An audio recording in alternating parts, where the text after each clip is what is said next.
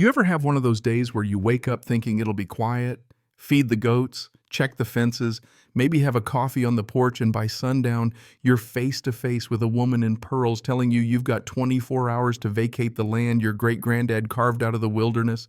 Yeah, that's the story I'm about to tell you. And let me tell you, you probably wouldn't believe half of it if you didn't see the receipts. So there she was, Judith Carlton, president of the Willow Meadows HOA Nails, red as a warning flare, standing at my gate and poking an official-looking eviction notice like she was delivering the 10 Commandments. "You have 24 hours to vacate the property," she snapped, pointing at the paper like she'd just won a prize. "HOA policy. You're trespassing." I kept my face calm, but I could feel my jaw lock. "Trespassing, lady. My granddad bled in this dirt, my father taught me to ride on this grass, and now this clipboard queen in her golf cart was calling me a squatter." I tried to reason, because that's what you do, right, ma'am? There's got to be a mistake. She didn't even blink. "You're not registered under the HOA. You have livestock. You're lowering the value of the community." She said it like my goats were trash cans on her driveway. What she didn't know, what none of them knew, was that I wasn't just some rancher in muddy boots. I was a federal land agent, Bureau of Land Management. My real job, protecting land like this from exactly this kind of land grab. I watched her, didn't let on, just let her think she was winning. 24 hours, she said again, chin up like she was about to call the cavalry. "Fine," I told her, "but when this all blows up, don't say I didn't warn you." She left, and that's when the clock started ticking. Let me back up a sec so you get the whole picture. Name's Jack Thompson, 43, born and raised in Missouri. I spent years with the feds before coming back to run the family ranch after Dad passed 450 acres outside Willow Creek. Old fences, weathered barn fields, my ancestors worked with their hands. I wasn't flashy old Ford denim, the kind of guy who keeps his head down and helps out at the feed store. Folks called me Quiet Jack. Then 2 years back, newcomers started pouring in. Built themselves a walled-off community, Willow Meadows. Cookie-cutter houses, satellite dishes, fences tall enough to hide their own secrets.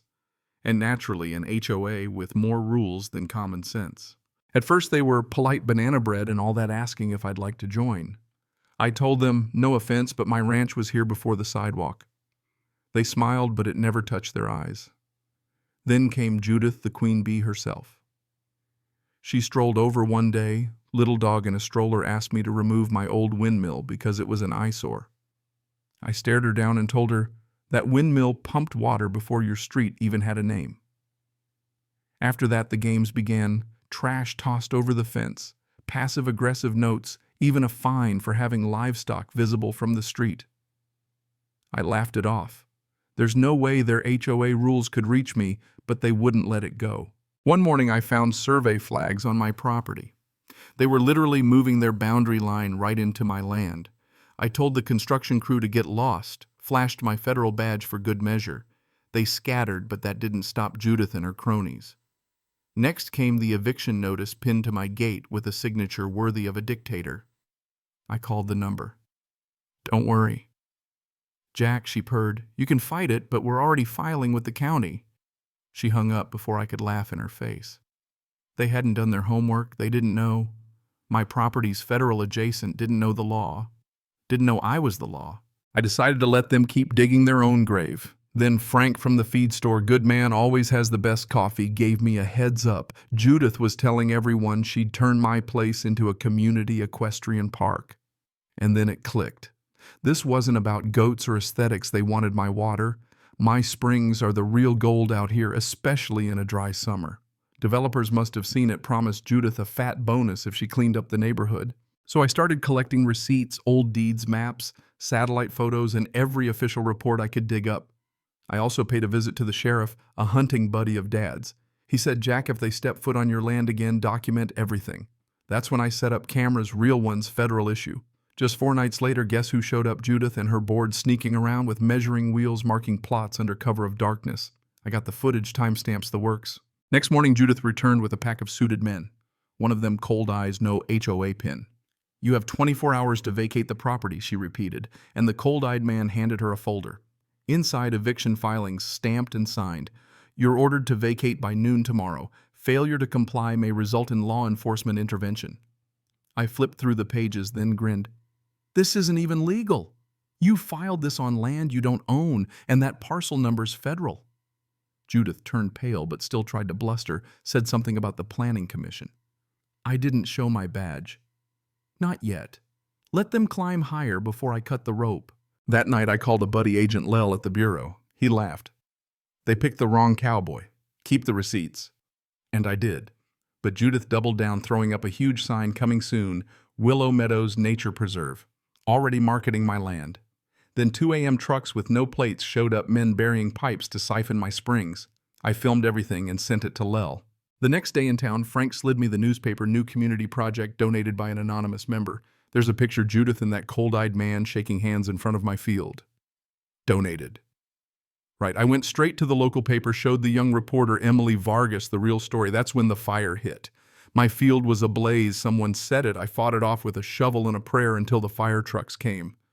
Afterwards, I found a camera hidden near my barn. Not mine. Someone was watching me, not just trespassing, but hunting for dirt, waiting for me to slip. Emily had a friend with security cams, caught the black SUV, a man with a rag and a bottle. Not an accident, arson. Meanwhile, the county office had documents with my forged signature claiming I'd donated land to the HOA. That was felony territory. The sheriff told me to wait, let the feds catch them in the act.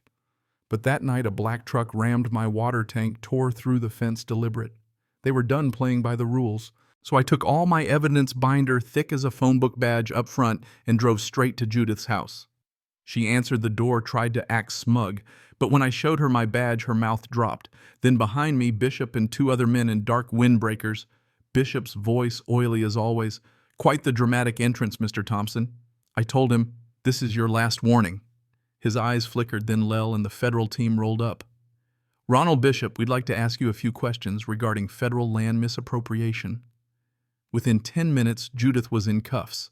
HOA flags yanked from the lawns, neighbors peeking out in disbelief. But just when I thought it was over, my phone rang. Unknown number. You made a lot of noise, Mr. Thompson. My clients aren't happy.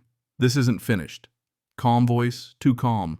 Suddenly I realized Judith and Bishop weren't the bosses. There was a bigger game, a company called Zyre Group, chasing mineral rights energy projects across multiple states. Mama Jean confirmed its slick suits, sniffing around town offering bribes, buying off friends. Frank came clean. He'd been offered money to bug my shop. I went public with Emily expose and all. The story exploded, and right when I felt safe, the power went out and someone broke in. I found a masked man in my hallway. Should have taken the deal, Mr. Thompson. I fired. He ran bleeding, leaving DNA behind. By sunrise, the ranch was crawling with agents. Zyre Group got raided, shell companies collapsed, Judith and Bishop headed to trial. Now it's quiet again, goats back in the field, the sun setting behind the old windmill. But here's the thing, justice ain't neat, and the greedy never really disappear. I held the line, but I know this fight's not over. Not for me, not for anyone whose roots run deep. So let me ask you, when it comes to right and wrong, to standing up for what's yours, where do you draw the line? Drop your thoughts below, because this story, like all good ones, ain't really finished.